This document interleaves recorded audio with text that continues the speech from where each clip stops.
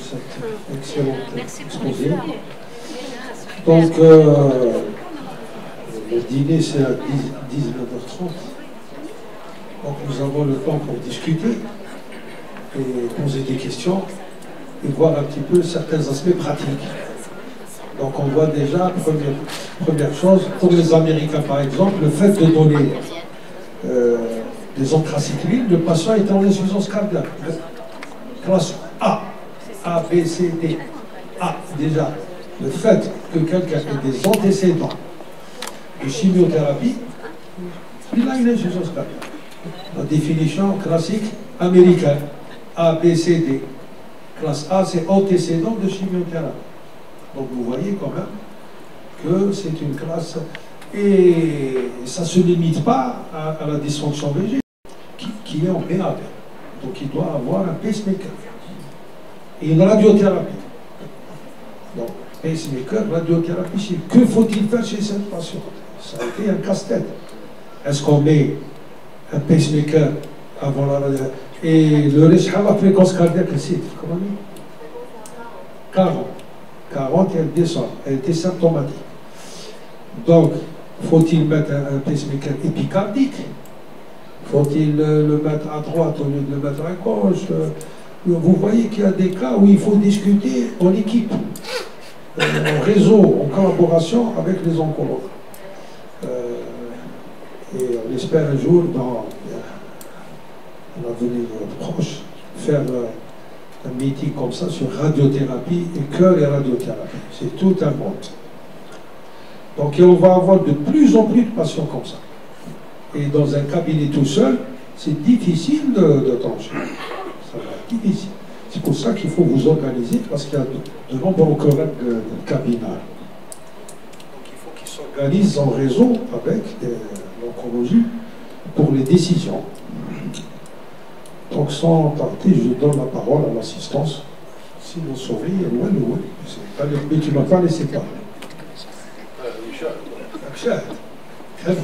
Tu vas sentir ensemble. Regardez le micro, voilà.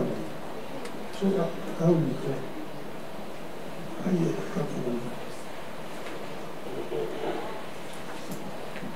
C'est bon, à toi la parole.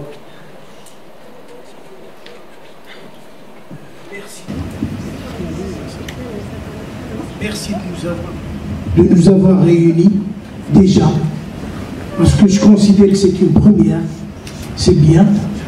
Seulement, je voudrais dire que je ne suis pas tout à fait d'accord quand on dit il faut que l'oncologue fasse ça, il faut qu'il envoie au cardiologue ceci ou cela. Ça ne se fait pas parce que les nouvelles recommandations sont récentes, très récentes. Ça commence avant, il n'y avait que des papiers, des consensus. Et depuis 2022, c'est des nouvelles recommandations. Et quand on dit nouvelles, c'est du tout nouveau. Ce qui veut dire qu'il faudrait que tout le monde maintenant sait qu'est-ce qu'il faut faire. Le problème, c'est comment implémenter en pratique. C'est ce qui fait que l'essentiel est d'initier des réunions, des sortes d'ateliers pour discuter entre nous. Comme tu disais, ne pas oublier pédiatre, parce que il y a beaucoup de spécialités qui sont concernées. Il y a l'hématologie aussi qu'il ne faut pas oublier. Et le fait de discuter ensemble va certainement faire produire de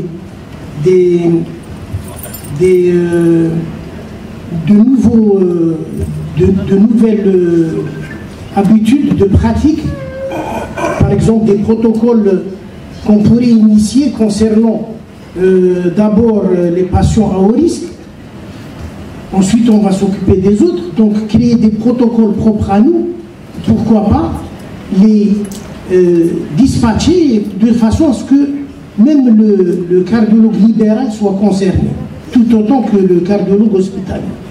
C'est vrai que c'est difficile, parce que quand on parle le FEVG, le GLS, les troponines, les protocoles sont bien définis, mais je pense qu'en pratique, Il n'y a qu'une seule solution, c'est de les faire, de les porter à un niveau de collectivité et de travail par équipe. Voilà, c'est ce que je voulais dire.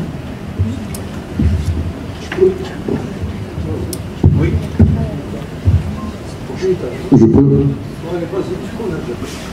Moi, je voulais juste poser une petite question au docteur Amrouche et probablement au professeur Kachnoura concernant les nombreux malades qui viennent à notre consultation pour exploration. Donc, en général, nous les recevons comme étant des malades asymptomatiques. Au cabinet, en général, c'est ce que nous, moi en tout cas. J'ai vu tout à l'heure sur une plaque que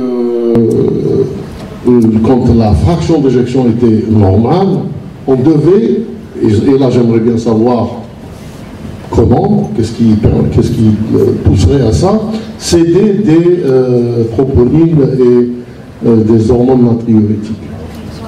Quand moi, le malade est asymptomatique, d'un niveau de risque de cardiotoxicité bas, une fraction d'éjection supérieure à 50%, je me dis, je ne vois pas pourquoi je vais demander les troponines. Surtout que dans les recommandations, je crois que c'est un 2B. J'aimerais pas que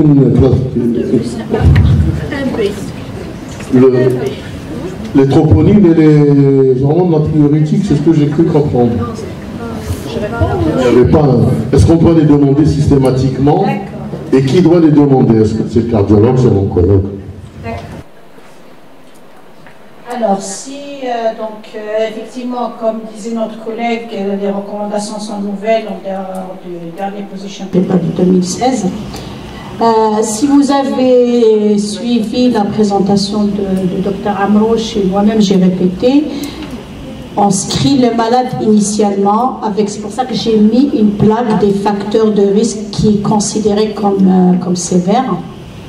Ou en quel cas vous classez votre malade very high risk, donc et high risk, donc avec les autres facteurs. En fait, ça dépend du screening initial. Notre problème, nous, et j'imagine c'est ce que vous avez vous, c'est qu'on nous envoie le malade au milieu du traitement. Parfois la troisième cure, on ne les voit pas initialement. Donc en fait, ce qu'il faut faire, c'est screener le malade initialement, et à partir de là, les schémas sont très clairs. Donc il faut refaire la tropo. Quand le malade est very high risk, chaque 2 cycles, pour les anthracyclines, c'est une obligation, même si le malade est asymptomatique. Oui, c'est une recommandation, et c'est pas un 2B, c'est un A. Elle était verte. Donc, dans le haut risque, elle est verte. Donc, si elle est verte, c'est une recommandation de niveau 1. Et donc, ce qui est important, c'est voir le malade initialement, le screener, et comme disait le professeur Ben Khada, avec l'afflux des malades, et dans un premier temps, si on pouvait déjà s'occuper de tous les malades classés initialement comme haut et très haut risque, ça serait déjà génial.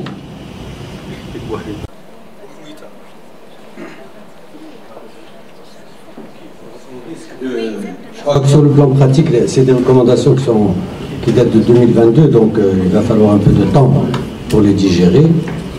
Mais je pense qu'on va céder, sur le plan pratique, à mon avis, je me trompe peut-être, mais on va céder beaucoup plus des troponines, parce que c'est ce qu'il y a de plus facile à avoir.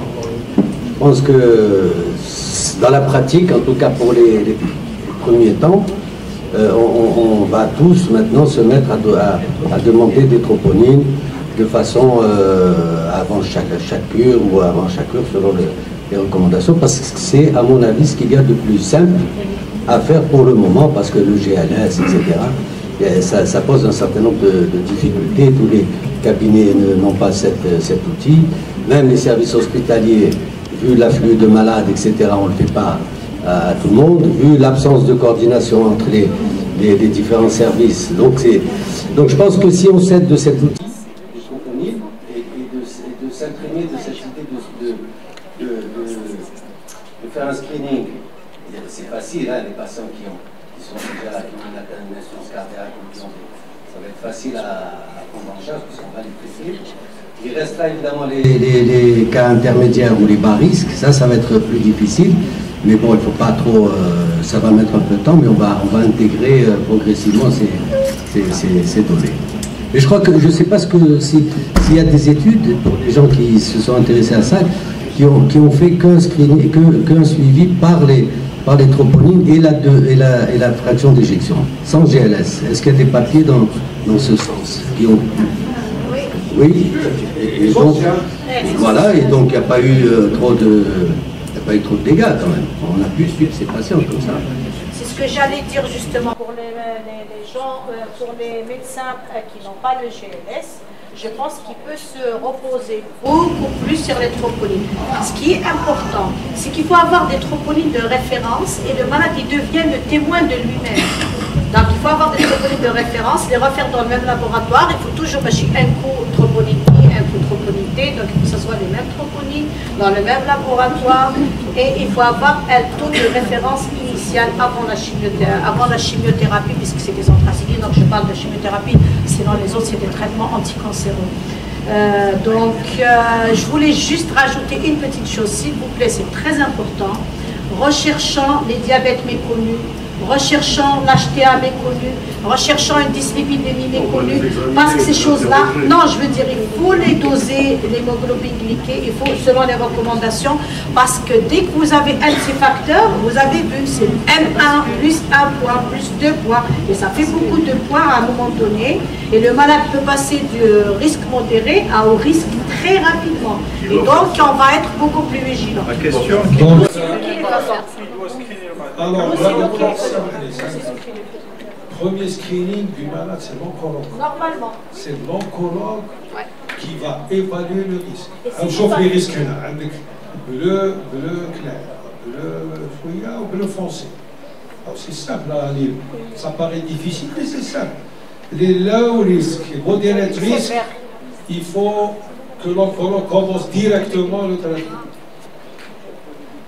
Voilà, on peut mettre ça pour nous. Parce que vous voyez par exemple, troponine et BNP, c'est du jaune et de l'orange. C'est pas du vert comme en bas. High risk. High risk, c'est en vert.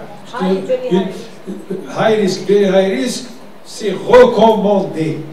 Donc chez nous, on pourrait au début, pour commencer, pour être réaliste, parce que pourquoi on n'a pas réussi?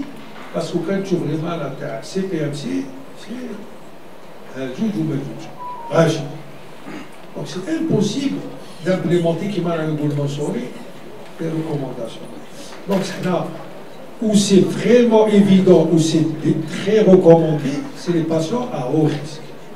Dès que l'oncologue score son malade et il voit que c'est à haut risque, il envoie au cardiologue et si c'est possible qu'il y ait une décision collégiale. Ça c'est le premier point qu'on doit bien comprendre aujourd'hui. Et là, les troponymes, même l'écho c'est important. En fait, je ne suis pas tellement d'accord, l'écho c'est important. 3D, c'est pas, il faut changer d'appareil. Il faut changer, il faut changer d'appareil. Le GLS, maintenant, les résidents l'apprennent en première année.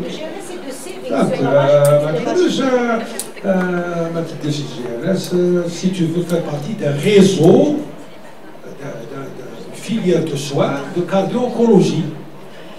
قداش تكونطون avec l'échographie تاع Pasteur شوف à peu près هكذاك parce que c'est des variations très fines, c'est 10%, 15%. قداش avec les anciens appareils tu ne peux pas. Donc qu'est-ce que je voulais dire? Les troponines, c'est pas tous les 2 cycles. Troponine, c'est chaque cycle. Chaque cycle. Bien entendu, nous sommes là dans les anthracyclines. Parce que vous voyez ce tableau, il y a des dizaines de molécules.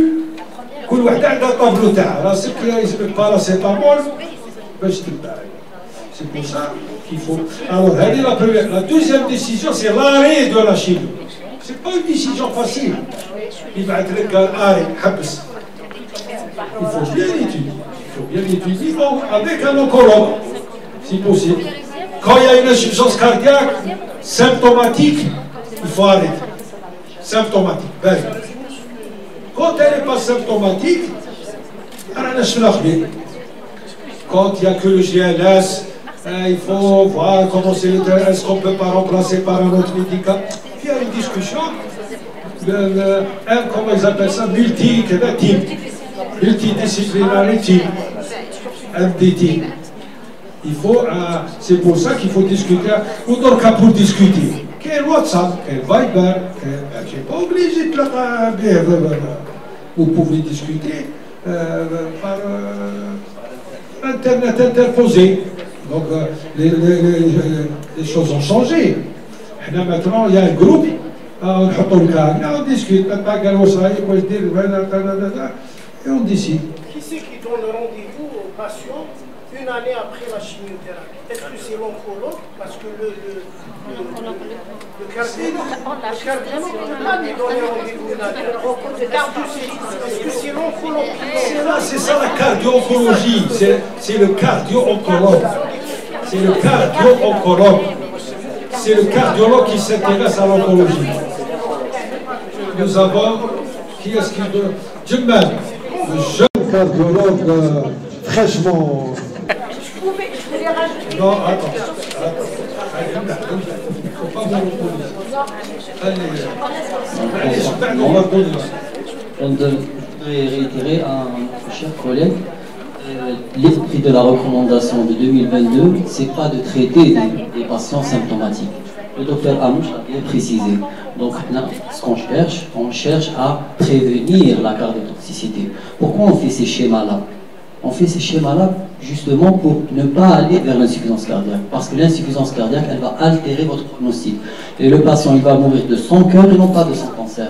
Ce qui est des troponines, il faut bien préciser qu'il y a des troponines pré-thérapeutiques et les troponines de chaque cycle ne doivent pas être faites, par exemple, une semaine après, 3 semaines après, juste dans les 48 heures après le cycle, parce que c'est des bonus, d'accord? Allez, de 1. De 2, le NT-proBNP, si vous ne le demandez pas, parce que c'est cher sincèrement, c'est pas trop grave. Même la corrélation entre troponine T ou I fait mieux que le T, elle est mieux que le NT-proBNP parce que c'est un marqueur de nécrose et l'autre c'est un marqueur de congestion. De 1. Donc de 2, je voulais parler avec le professeur Qadour de la dyspnée de vos malades. Est-ce que c'était une dyspnée cardiaque? Est-ce qu'elle est liée à l'insuffisance cardiaque? Parce qu'une dyspnée NYHA4, ça reflète un échec pour nous, enthousiastes de la cardio-oncologie, de prévenir justement ces insuffisances cardiaques. Effectivement, la dyspnée, elle est très fréquente chez le cancéreux. On a l'anémie, on a beaucoup de paramètres qui peuvent, mais on a uniquement gardé la dyspnée chez les patients qui ont une dysfonction VG sévère. C'était les 4,5% qui avaient une FE très altérée. Je voulais aussi faire un commentaire par rapport aux recommandations de l'année 2022. C'est un bébé de la cardio-oncologie, parce que la cardio-oncologie, c'était seulement déposer un paper, et aussi on suivait l'ESMO. On suivait que l'ESMO, parce que c'est elle qui parle des complications liées à la chimiothérapie dans différents volets. Ce qui est du 2022, donc on parle aussi maintenant du End of Treatment Assessment. C'est nouveau ça. Parce qu'avant, donc on traitait nos malades en pré, on faisait une estimation du risque vraiment à un score de risque qui est analogue à la HFA-ICOS. Beaucoup plus c'était la présomption clinique du clinicien lui-même, parce que la présomption clinique, elle est plus efficace que tous les scores. Allez, de 1. De 2, ce qui est des recommandations de 2022, donc on recommande de faire un cardiovascular assessment après 12 mois. C'est affiché dans... Et chaque chimiothérapie, comme l'a bien précisé M. Mokhtar, chaque chimiothérapie, elle a ses spécificités. Par exemple, l'ICI, ou l'Immune Checkpoint Immunothérapie, ça, elle est prédictive beaucoup plus de myocardie. Ça, on ne savait pas. C'est justement ces recommandations qui ont souligné la myocardie BACL. Je voulais juste rebondir sur ce qu'il a dit aussi pour les troponines. Donc idéalement, on les fait dans les 48 heures après la chimiothérapie, parce qu'on sait que, comme par exemple pour les anthracyclines, donc la doxorubicine, la toxicité, elle est vraiment liée à la concentration de la dose.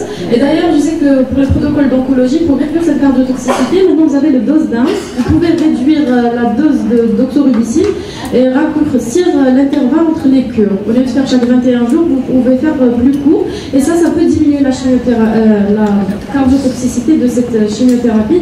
Donc il y a des choses à discuter en multidisciplinaire justement avant que le malade fasse l'insuffisance cardiaque. Et pour répondre à mon collègue, je pense que vous n'êtes pas obligé de tout apprendre, donc vous pouvez vous aider de vos smartphones dans les cabinets quand vous recevez les patients pour chimiothérapie. Vous avez les pockets où il y a les protocoles de surveillance selon les types de chimiothérapie. Donc oui, on ne va pas tous les apprendre, il y a des dizaines et dizaines de pages comme ça avec les protocoles, donc on se concentre surtout sur ce qui est vert. Toutes les recommandations de classe 1, on essaie de les appliquer au maximum. Je voulais juste parler du traitement préventif de la cardiotoxicité. Donc je suis tout à fait d'accord avec le professeur Bavida. Donc l'élément le plus fort, plus important que le GLS, c'est la troponine. Il n'y a aucune étude qui a prouvé que le changement de GLS dans le début de traitement, c'est-à-dire chez les asymptomatiques, donner un traitement préventif prévient la cardiotoxicité. Par contre, l'augmentation de la troponine, le fait de donner un bêta-bloquant, un IEC, prévient la cardiotoxicité.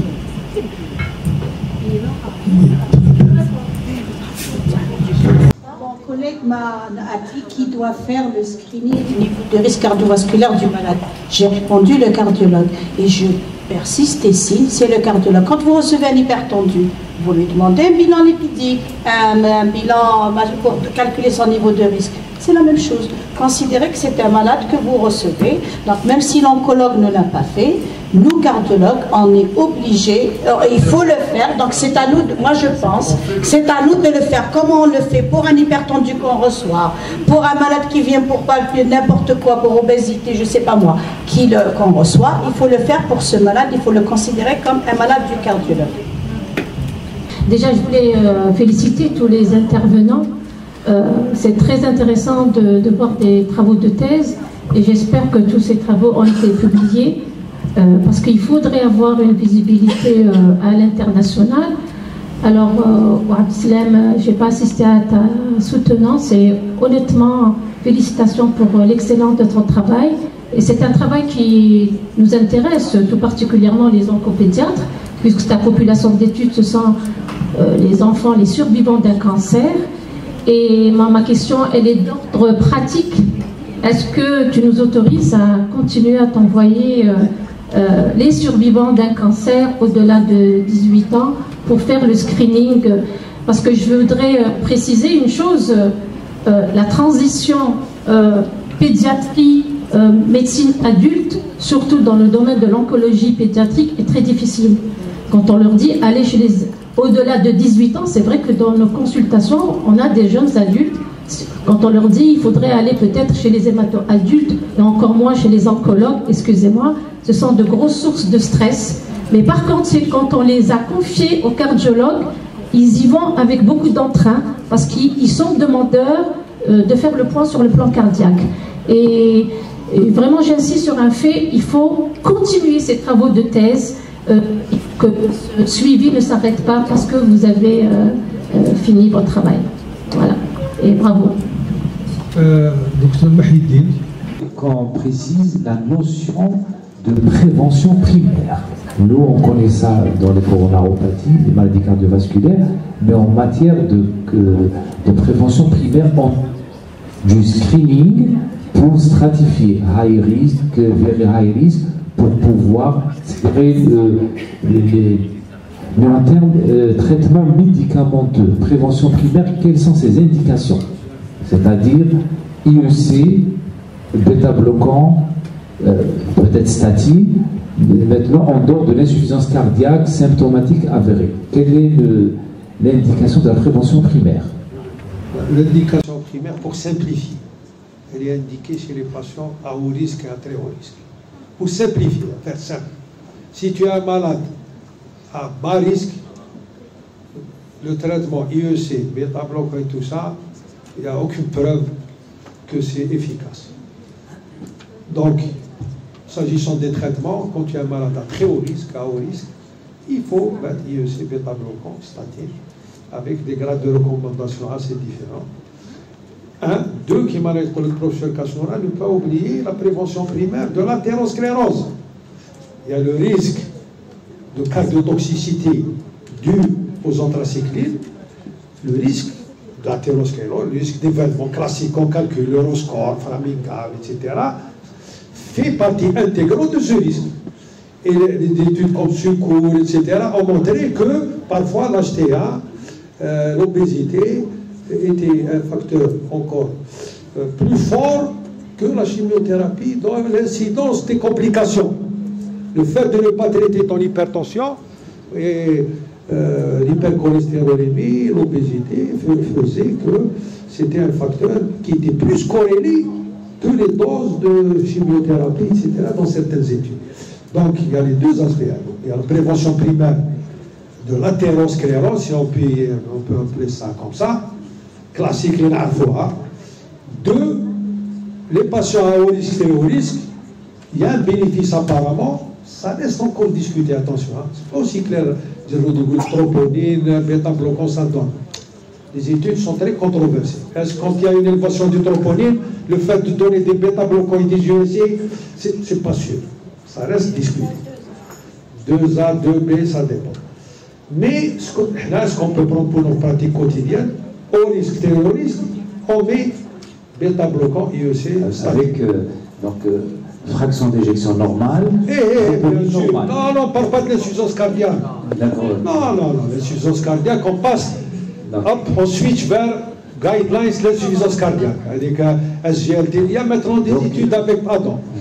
Ils sont en train de tester les SGLT2 dans la cardiotoxicité. Est-ce que les SGLT2, les inhibiteurs de la DAPA, l'AMPA, est-ce qu'ils préviennent la cardiotoxicité? Il y a de grosses études actuellement en cours.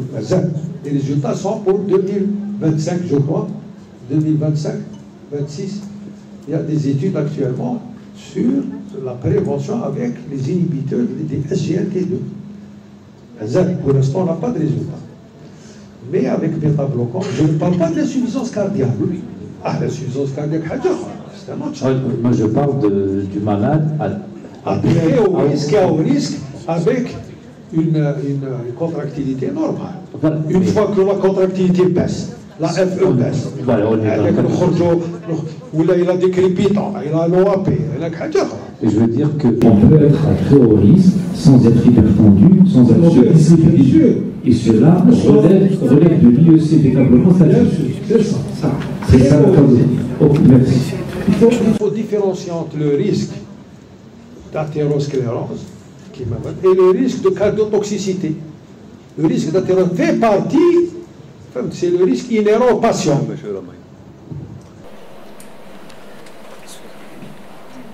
Moi j'ai une question pratique, parce que dans le suivi, on demande des troponines à chaque cycle, c'est-à-dire 48 heures après avoir reçu la dose d'anthracycline. Ça sous-entend que dans les 48 heures, ça sous-entend qu'il y a l'oncologue qui demande des troponines pour savoir s'ils sont élevés ou non. Surtout devant un patient qui est déjà scoré à haut risque, diabétique, il a la troponine élevée. Là, l'oncologue, il l'envoie vers les urgences pour éliminer une coronaropathie silencieuse, instable. Est-ce qu'il le renvoie vers le cardiologue pour faire le bilan cardiologique, c'est-à-dire échocardiographie, une nouvelle échocardiographie avec mesure d'AFE, d'AGLS? Là, peut-être l'oncologue est, c'est-à-dire perturbé dans la prise en charge.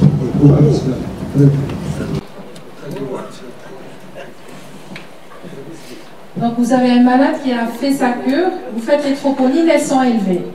Et vous suspectez une... Ça c'est l'oncologue qui trouve la troponine élevée. Qu'est-ce qu'il doit faire? Qu'est-ce qu'il doit faire? Il doit bien sûr forcément orienter. Il a besoin de l'avis du cardiologue parce qu'il a besoin de compléter son examen par une échocardiographie et éventuellement par un GLS également. Parce que... Après, docteur Adjoud, il y a aussi la douleur thoracique, on est dans un contexte. Là, il est parti Il a fait ses...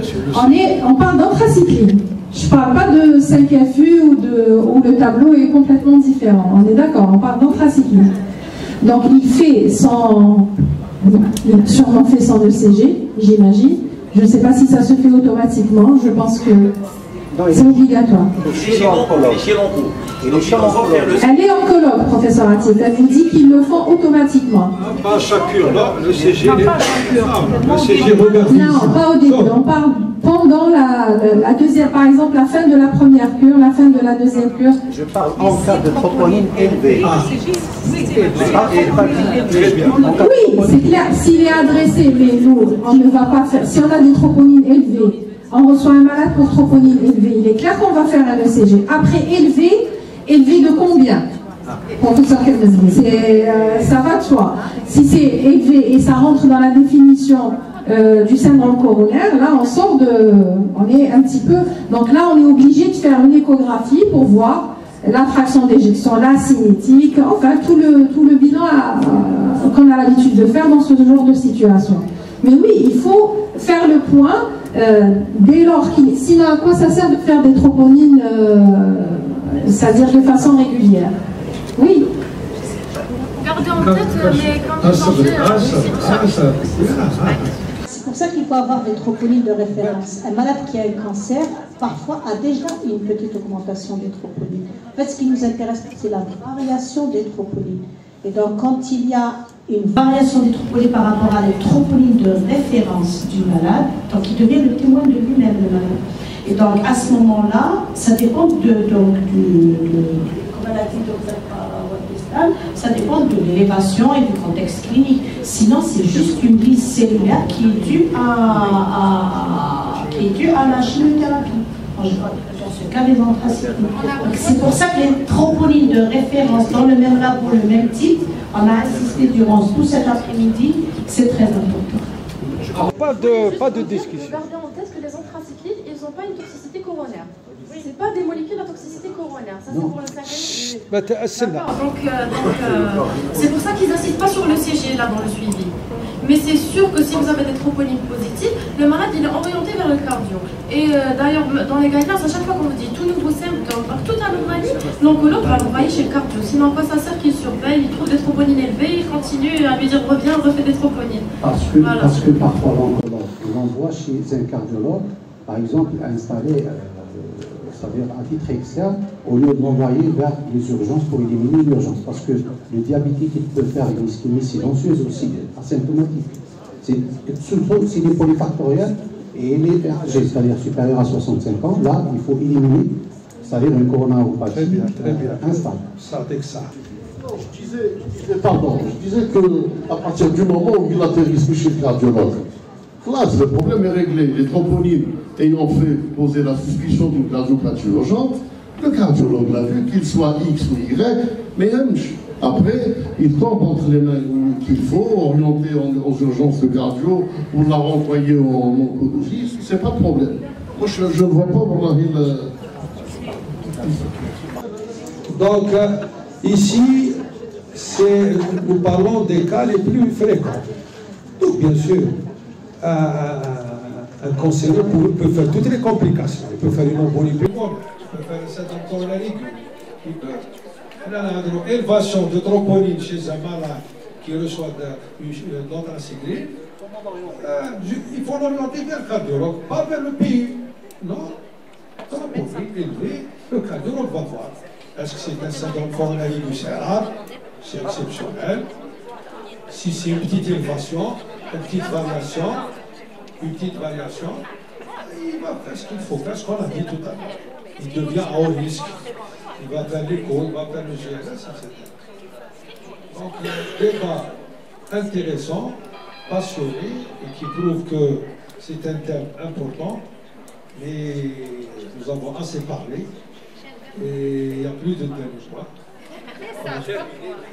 Le dernier message va revenir à notre aîné et ami, c'est le professeur Bouzid, qui va dire un message bref, évitant trop de politique. C'est une interaction tranquille. Ça a été 2 sessions très intéressantes. C'est dommage qu'il n'y ait pas plus d'oncologues, d'oncopédiatres, pour pouvoir retenir les choses importantes à faire, pour éviter que des traitements ne deviennent eux-mêmes des maladies. Pour le bénéfice de nos patients,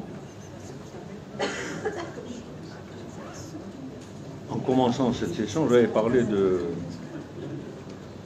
du syndrome néphrotique, qui n'est pas un cancer, et du cyclophosphamide. L'utilisation des médicaments doit obéir à des règles de bonnes pratiques cliniques, de bonnes pratiques pharmaceutiques, et il faut que les praticiens s'y conforment scrupuleusement pour éviter d'être dangereux pour leurs patients. Je finirai par un point d'ordre sémantique. On ne dit pas les malades cancéreux, on dit les malades atteints de cancer. Parce que quand vous dites cancéreux, vous ressemblez à Jean-Marie Le Pen, Hachakoum, sauf votre respect, qui traitait les gens de sidéens, et je vous rappelle qu'on a connu une époque où tuberculeux était une insulte. Je sais que c'est des problèmes qui semblent banaux, mais on dit patient atteint de cancer. Ou porteur de cancer, pas cancéreux. Pas cancéreux parce qu'après vous avez des hérésies comme centre de lutte contre le cancer, qui devient centre de lutte contre les cancéreux en fait. Voilà. Merci. Il faut remercier les laboratoires Becker qui ont sponsorisé cette.